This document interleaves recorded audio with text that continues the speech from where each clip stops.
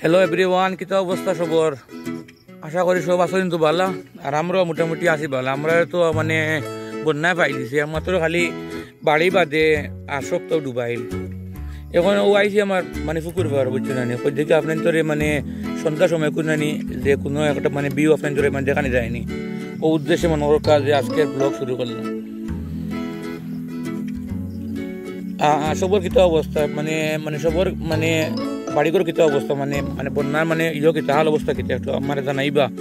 সব তো মনে হয় সেভ আছেন তো, আর যারা আপনার যে জানি বন্যার কবলিত আপনারা কিতা ঠিক মতো কোনো আপনারা ত্রাণ পাই যায়নি ওটাও জানাইবা।